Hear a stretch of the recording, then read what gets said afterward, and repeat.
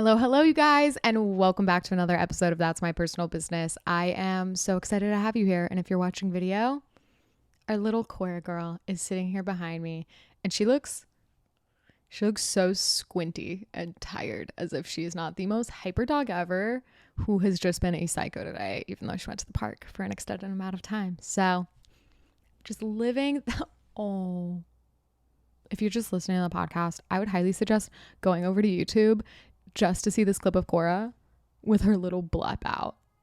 I'm dying. My dog just did the cutest, weirdest thing behind me. Anywho, I'm going to actually try to do a real podcast episode without just staring at Cora in the background of this because it's so cute. I'm going to just hold her paw.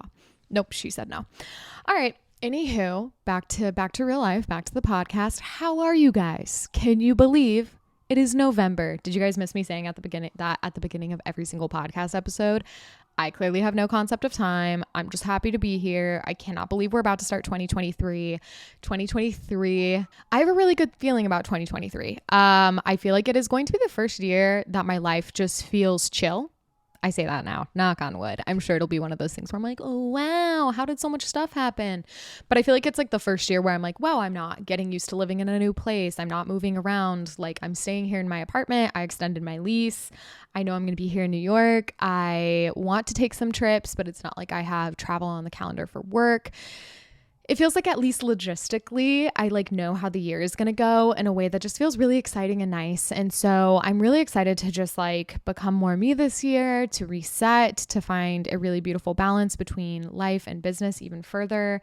Feels like I'm entering the last couple years of my 20s too. And so just really soaking that up is really important to me right now. I can't believe that's the case. It feels like I was in college 2 seconds ago, the 3 semesters that I went, but I don't know. I'm feeling really excited about this year. I'm excited to set goals. Obviously, we'll have a podcast episode next month in December to kind of talk about actually prepping for the new year. But right now I'm just trying to soak up the last month or two that I have of 2022 and appreciate this year for what it was and all the growth that's come with it.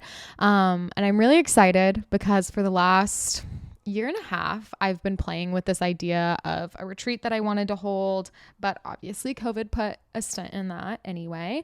And I feel like by the time COVID retreated enough that that could be a possibility, I just was really scared. I love the community that we have built here in my little sphere and corner of the internet. And I just would love to be able to have that be in person and to get to exchange energy in a new way and be there for each other in a different way. But it's also scary. I haven't hosted an in-person event since 2017, 18. I don't even remember. It was back when I was doing photography full time and it was photo based. I've never hosted one that wasn't photo based. And so it's kind of just been one of those things that even though I've been dying to do it, I've kind of just been putting it on the back burner. And I finally just feel like it's time, and I feel like 2023 is going to be this very expansive year for me personally, and I feel like 2022 has been this year of so much expansion and alignment and scaling, and I just have been able to help so many creatives do the same thing in their personal life and their business.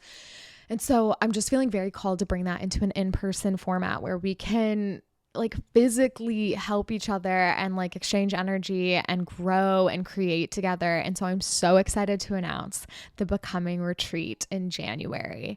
It is so important to me that this takes place in January so that the 8 to 10 attendees can set off their 2023 as beautifully and aligned and planned out and automated as possible. And one of the things that was really important to me was that it took place in January to kick off the year, because I went to a retreat in January once, and I feel like it was the perfect start to my year and the perfect way to kick off a new year, especially during slow season. And so I knew it needed to take place in January. And then the second thing that was really important to me is that 1, it was multiple days, and that 2, it wasn't just a work retreat and it wasn't just a personal retreat. And so what I'm really excited about is not only are you going to get this community, this network, it's going to be application based because I want to make sure that everyone is aligned, and not only aligned with me, but aligned with each other and ready to align with themselves so that we can have a really beautiful community, so that you can also build a beautiful network of entrepreneurs who are viewing their business and their life in the same way that you are, and who are ready to build a business that is so beautiful that supports their dream life, and that they're not there just for one thing or the other. They're not just there for money. They're not just there for the business. They're also there for themselves. So it's going to be application based, but it's also going to be multiple days that are separated by personal branding and alignment, and then strategy and systems on other days. And so one of the things that's really important to me is that we have a full day where we are just getting our mindset and our goals and our brand and our messaging and our alignment in check.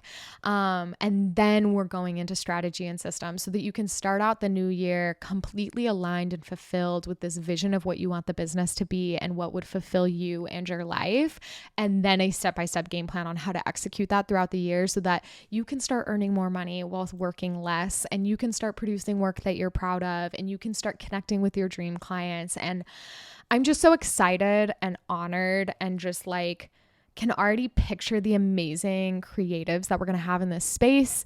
Lodging and food is included. I want it to be something where you come to New York City and you just come ready to align and we take care of the rest for you. So lodging and activities and food, everything is included so that you can just get here and then we better your business and your life. So I'm going to link the details as well as the application process for you in the show notes. I would love to have you there if this feels like something you're called to. If you have been feeling burnt out or overwhelmed or unaligned or scrambly or stressed, and you're just ready to not only have a better business, but have a better life. You want to be aligned. You want to be fulfilled. You want to feel good in your business while having your business operate better and more efficiently and have a higher ROI, then this one is for you. And I fully trust that the people that feel called to it will be there. And if you don't feel called to it, I would love to see you at the next one or in a different program. But I'm a firm believer that the people that are meant to be in these programs end up in it. It's kind of the same thing as the literal becoming programs where like I always tell people on the calls, I'm like, these are not a sales call. Like if this program is not for you, it's not for you. And that's totally fine. And I'm not going to be offended. That's how this workshop is going to be. So if you have any questions before filling out an application, as always, please feel free to let me know. But I would love to have you there and for us to start off the 2023 together, 2023 year, and just make it the best year of our lives and our businesses yet. So feeling incredibly excited about that. I'm like nervous, but so excited. It just feels like it's finally the right time. And I just feel like I have so much knowledge to give. And so I'm really, really excited for that. So today's podcast episode, I'm really, really excited about because as you guys know, we used to do a book club. We did it a couple times on the podcast. We did 101 essays that will change the way you think. That was an amazing one. It's actually still, I think, one of our highest downloaded episodes, which is really, really cool. And today we're not doing a book. I didn't prep you guys for this at all. I shared this article on my Instagram the other day, but my friend told me about this article and I had heard about it a few times. And it was so funny. He literally told us while we were like out at Brooklyn Mirage dancing. He was like, have you ever heard of uses of the erotic? And I was like, what?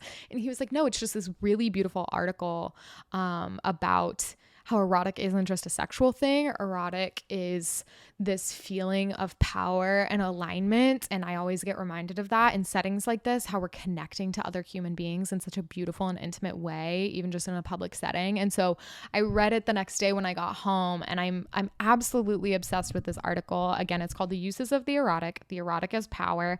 And it's by Audre Lorde, who is an incredible, incredible person. And I highly recommend reading this yourself. We're going to be going through it, reading it, expanding on points, but I'm going to link it for you guys as well in the show notes so that you can read it yourself. It is really, really powerful.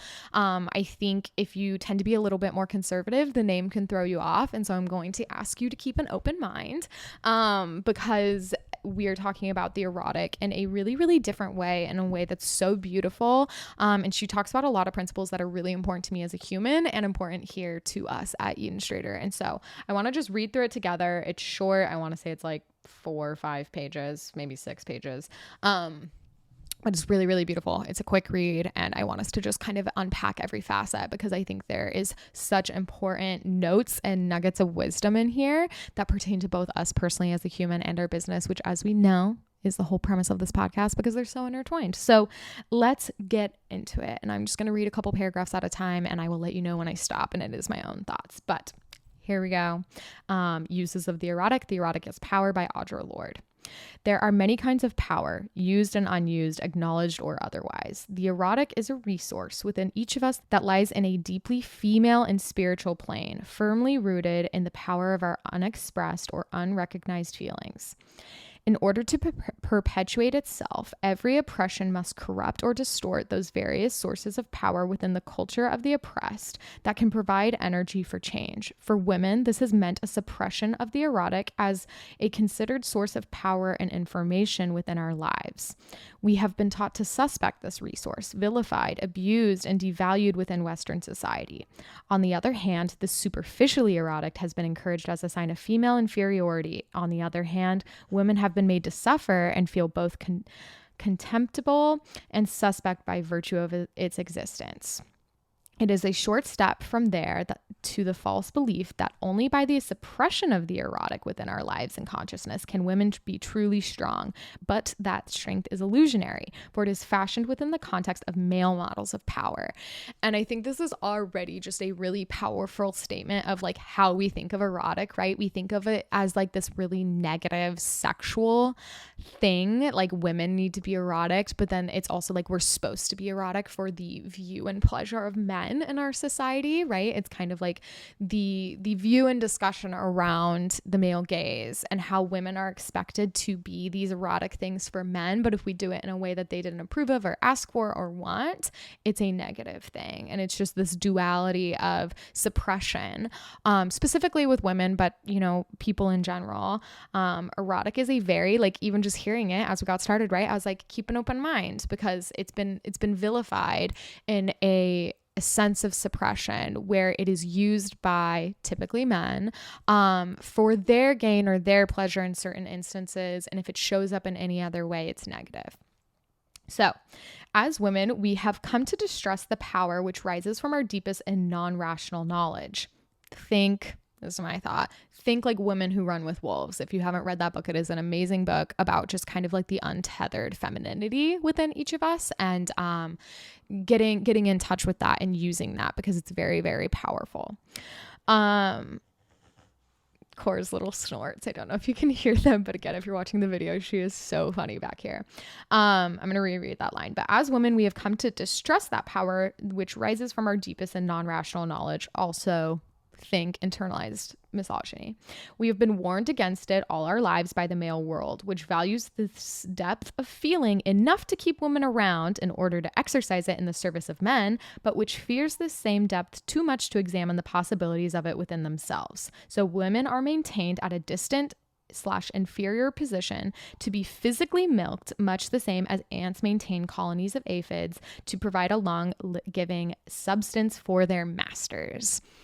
Which I know is a lot, right? And like, you don't have to do all the unpacking, which is internalized misogyny and cultural misogyny right now. We're going to get to a easier and like more quickly digestible series of points. But I do think if you are someone who is female or identifies with femininity, recognizing the really beautiful points of femininity that we have learned to vilify or to be used for male expression and male enjoyment, like think, you know, I don't know if you guys have read the book like Women Don't Owe You Pretty, but my dad, he used to be really conservative when I was growing up. He's still Mormon, and he has done a lot of work to rewire that. And so one of my favorite things about my dad is that he reads a lot of books that men, specifically conservative men, but just conservatives in general, would never touch with a 10-foot pole,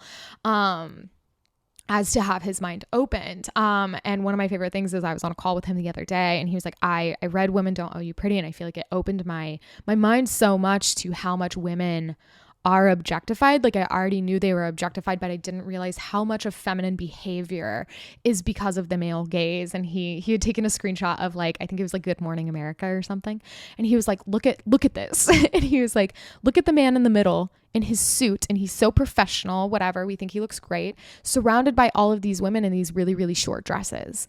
And I didn't even realize how, like, even in such a professional setting, we have sexualized women so much that, like, they're not even taken seriously, or like not in their place if they're not dressing this way and in a way where they need to be found attractive by men in order to have value.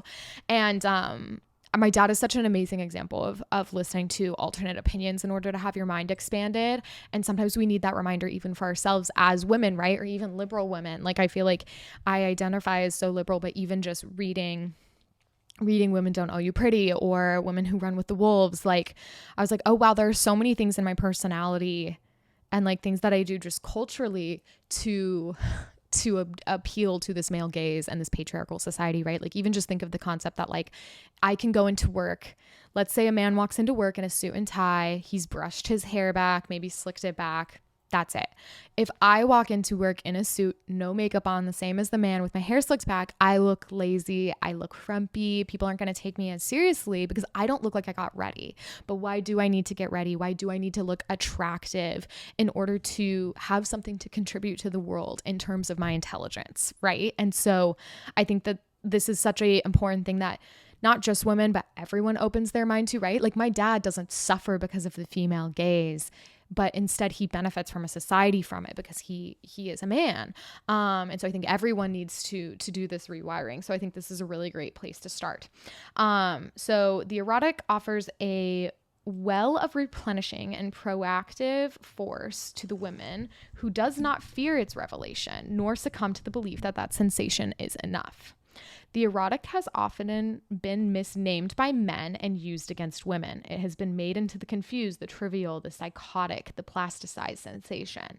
For this, we have often turned away from the exploration and consideration of the erotic as a source of power and information, confusing it with its opposite, the pornographic. Again, right? Like, taking this concept of femininity and feminine power and turning it into this really pornographic thing, right? It's sexualized in a way that it doesn't need to be.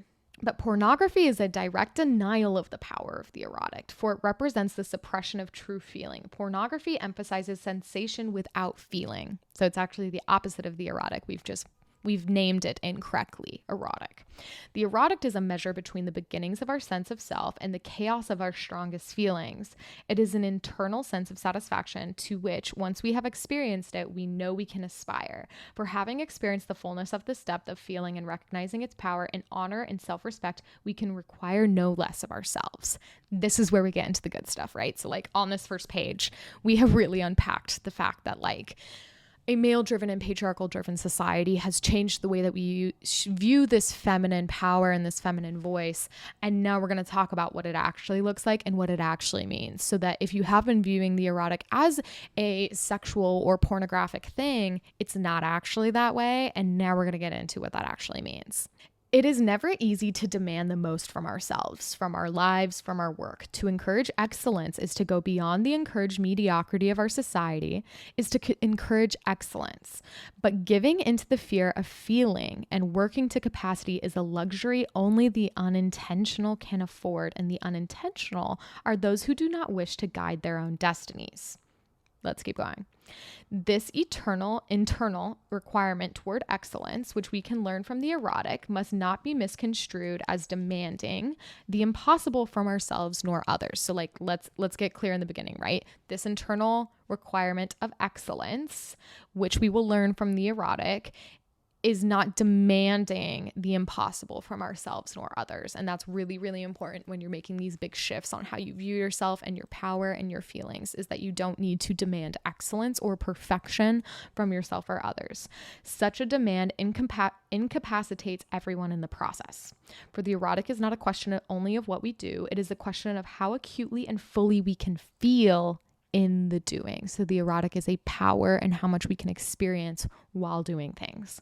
Once we know the extent to which we are capable of feeling that sense of satisfaction and completion, we can then observe which of our various life endeavors bring us closest to that fullness.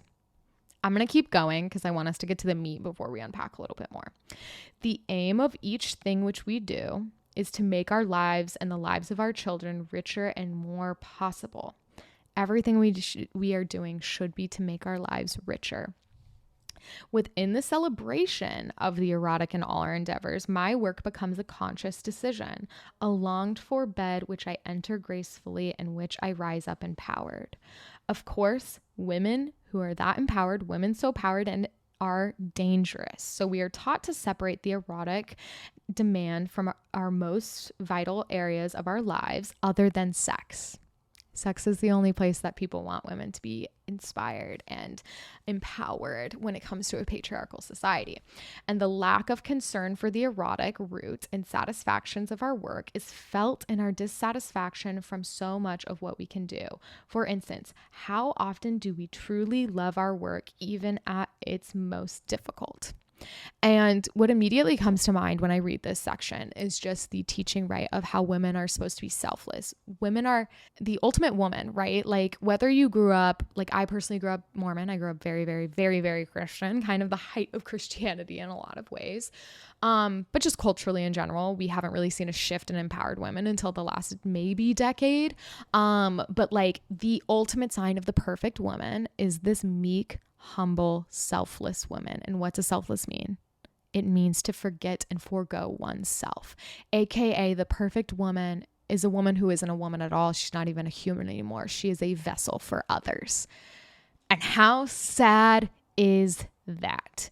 You were not sent here to be a shell for other people. That doesn't mean you can't help other people, serve other people, be there for other people, right? We're not doing that. We're not talking hedonistic narcissism. We are talking about this dangerous discussion that the purpose and perfect woman is one who no longer has a sense of self. And that is horrific when you actually think about it and unpack it that way. And so we need to look at the things that we do and the satisfaction and empowerment and love that we have for ourselves and the things that we're doing, even when those things are difficult. The principle, let's keep reading. We are only on page 3. The principal horror of any system which defines the good in terms of profit rather than in terms of human need, or which defines human need to the exclusion of the psychic and emotional components of that need. The principal horror of such a system is that it robs our work of its erotic value, its erotic power, and life appeal and fulfillment. That's what eroticism is, right? It is appealing and fulfilling and empowering, and it should bleed into everything we do, not just in the pornographic sense of which it's been pitched to us. Such a system reduces work to a travesty of necessities. Let me read that one more time. Such a system reduces work to a travesty of necessities. When we are not bleeding this eroticism and fulfillment and empowerment into everything that we do, it is making everything we do just out of necessity. And that is also kind of horrible.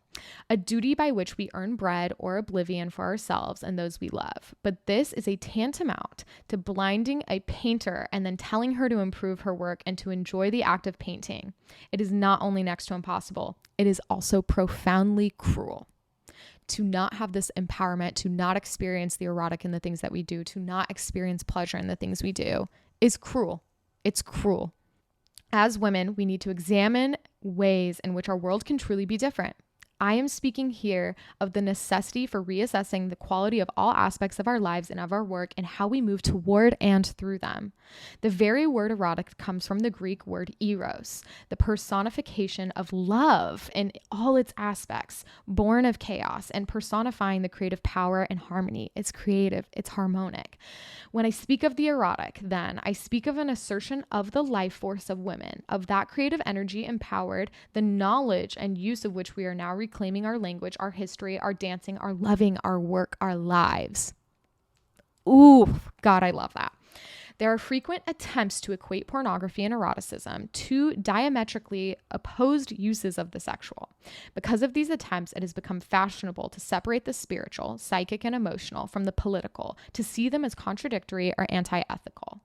What do you mean a poetic revolutionary, a meditating gun runner? In the same way we have attempted to separate the spiritual and the erotic, thereby reducing the spiritual to a world of flattened effect, a world of the aesthetic Ascetic. I learned this word the other day. It's someone who doesn't care about pleasure at all. A world of the ascetic who aspires to feel nothing, but nothing is farther from the truth. For the ascetic position is one of the highest fear, the gravest immobility. The severe abstinence of the ascetic becomes the ruling obsession, and it is one not of self-discipline, but of self-abnegation. To not experience pleasure is to hate oneself. Again, let's go back to it. It's cruel. The dichotomy between the spiritual and the political is also false, resulting from an incomplete attention to our erotic knowledge. For the bridge which connects them is formed by the erotic, the sensual, those physical, emotional, and psychic expressions of what is deepest and strongest and richest within each of us being shared. The passions of love in its deepest meaning. The erotic is its love, its expression, its fulfillment. Beyond the superficial, the considered phrase, "it feels right to me," acknowledges the strength of the erotic into true knowledge. For what that means is the first and most powerful guiding light towards any understanding, that gut feeling. And understanding is a handmaiden which can only wait upon or clarify that knowledge deeply born. The erotic is the nurturer or the nursemaid of all of our deepest knowledge, that intuition. The erotic functions for me in several ways, and the first is in providing the power which comes from sharing deeply any pursuit with another person. I love that. Any experience with another person is that love and is that erotic. The sharing of joy, whether physical, emotional, psychic, or intellectual, forms a bridge between the sharers, which can be the basis for understanding much what is not shared between them and lessens the threat of their difference, right? Like, I love that when you're at a concert and you are experiencing such a beautiful event with so many people who are just strangers and who you share nothing with. That is the erotic. That is the feeling. That is that connection that comes from such a deep knowing. Another important way in which the erotic connection functions is the open and fearless underlying of my capacity for joy, and the way my body stretches to music and opens into response, hearkening to its deepest rhythms. So every level upon which I sense also opens to the erotically satisfying experience, whether it is dancing, building a bookcase, writing a poem. That self-connection shared is a measure of the joy which know myself to be capable of feeling, a reminder of my capacity for feeling. This is something I really, really love, is once you become aware of what this erotic, fulfilling feeling is within your life, it's easier to pursue it in really small endeavors because you know you're capable of feeling like that. And I think that's really beautiful. Like, once I was able to start pinpointing things like that, I was able to start looking for that feeling in really, really small instances. Like, you guys have openly heard me talk about, like, I love light. I look at how light hits things all of the time, and it's something that, like, brings me a lot of joy. And so, like, this past weekend, for example, I had to go help a friend with an emergency, and it was kind of a hard weekend. And so I was just like looking for like little pinpoints of joy that I could find in little areas, and light was one of them because that's always there. And so I was able to look at light and look at the way that it was hitting things and the way that it was like telling the story of our day in a way that could bring me that feeling of like fulfillment even in a really hard situation. Okay, so let's keep going. And that deep and irreplaceable knowledge of our capacity for joy comes to demand from all of my life that it be lived within the knowledge that such satisfaction is possible and does not have to be called marriage, nor God, nor an afterlife.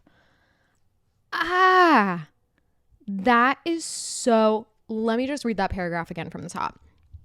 That self-connection shared is a measure of the joy which I know myself to be capable of feeling, a reminder of my capacity for feeling, and that deep and irreplaceable knowledge of our capacity from joy comes to demand from all of my life that it be lived within the knowledge that such satisfaction is possible and does not have to be called marriage, nor God, nor an afterlife. So beautiful that like that feeling does not have to exist within these stereotypical cultural phenomenons that are marriage, God, or an afterlife. They can be felt now. They can be felt in connection. They can be felt in little things.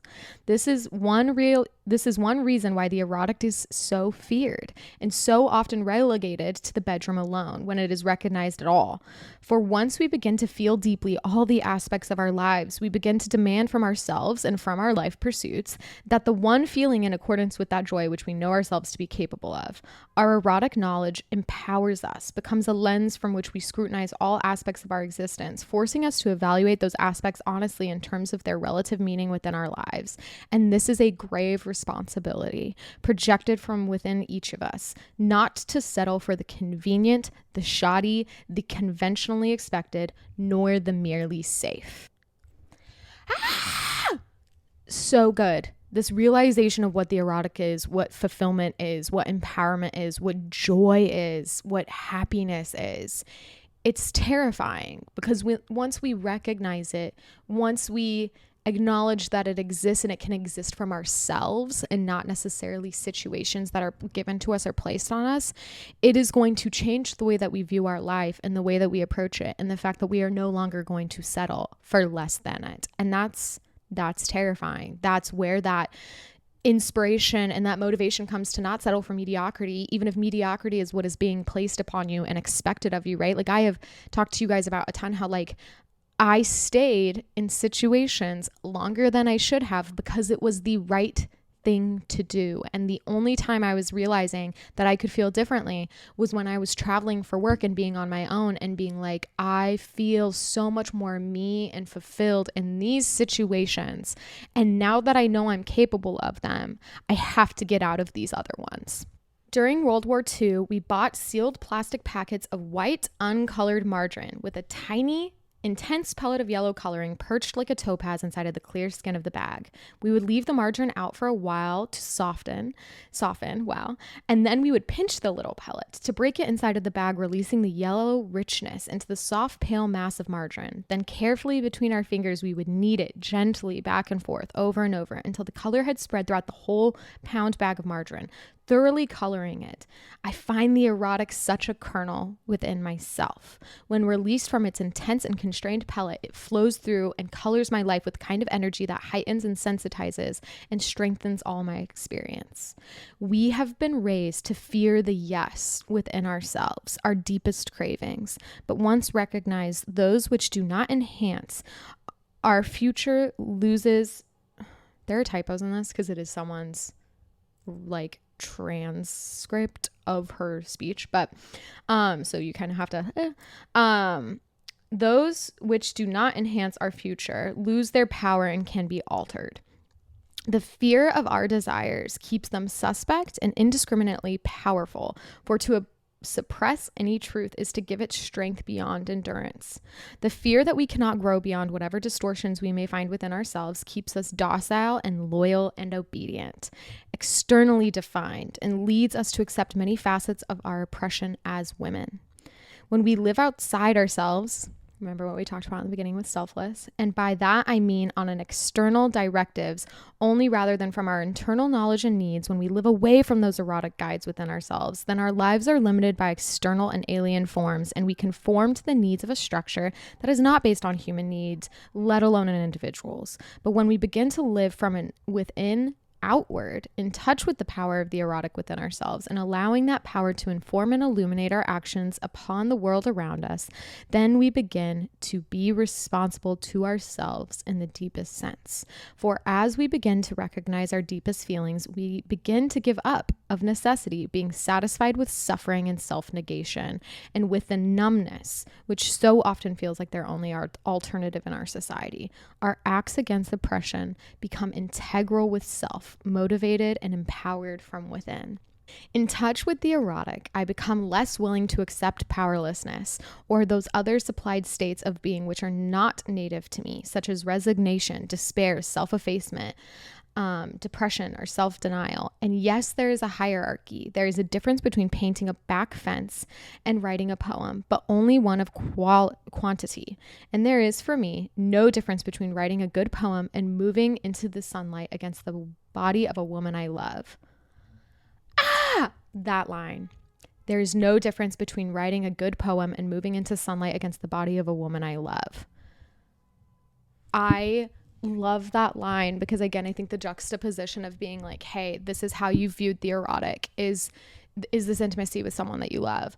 But it can also be going to a concert and connecting with other people. It can be being in a coffee shop. It can be writing a good poem. It can be letting the sunlight hit your face while you're walking down the street and that whiff of fresh air.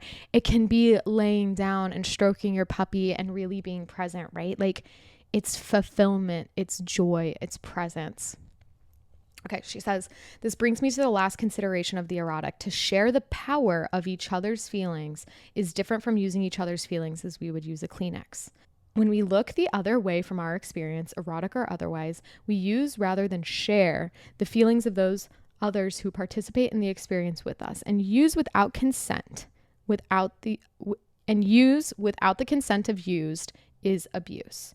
In order to be utilized, our erotic feelings must be recognized. The need for sharing deep feeling is a human need, but within the European American tradition, this need is satisfied by certain prescribed erotic comings together.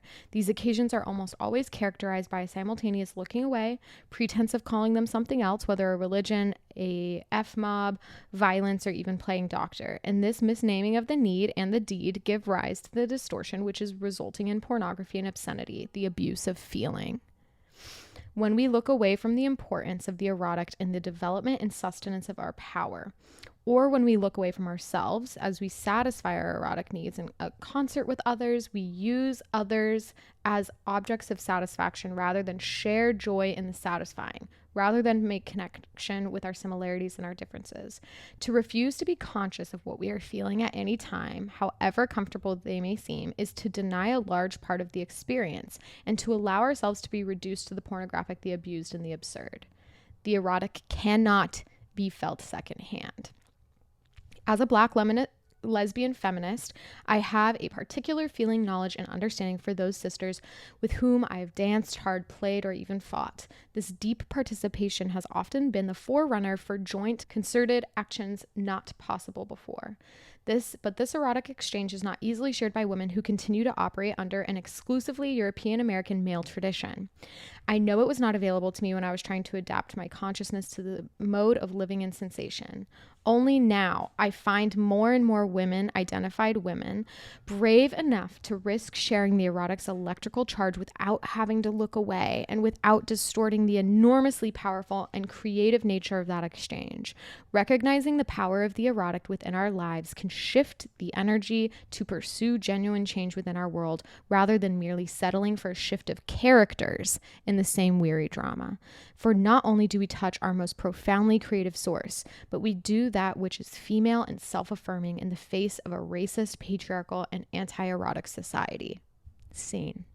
I am endlessly obsessed with this article. But I think what's so beautiful about this read and this speech, I think it was originally a speech given by Audre, is that not only does it reshape the way that we view this feeling and this term erotic, right? Because it does have such a negative connotation, and it has a negative connotation because women are supposed to be small and they are only supposed to have pleasure in serving other people, which is why erotic it's allowed in sexual pornographic situations, because women are feeling erotic in a way that serves men. Again, we're speaking in broad stereotypes here. I do want to say that as well. This is not a gender thing, but we're talking about the power of femininity and masculine. So I love that it's reframing what that actually is, and what it is it's power. And I think like my favorite word to think of now when I think of erotic is fulfillment and presence, because it is taking in the energetic exchange of whatever situation you're finding yourself in and finding fulfillment in it, and allowing that happiness and pleasure to course through every single thing that you do. And then I also love how she's unpacking, like she's taking away this quick stereotype of what this word means and should mean, but then it's a challenge, right? It's this challenge that, hey, to do this is going to require that you shape and you change your life. And it's going to be very, very uncomfortable, because once you realize the amount of fulfillment and joy that you can have in your life, it is hard to look past the things that are keeping you small.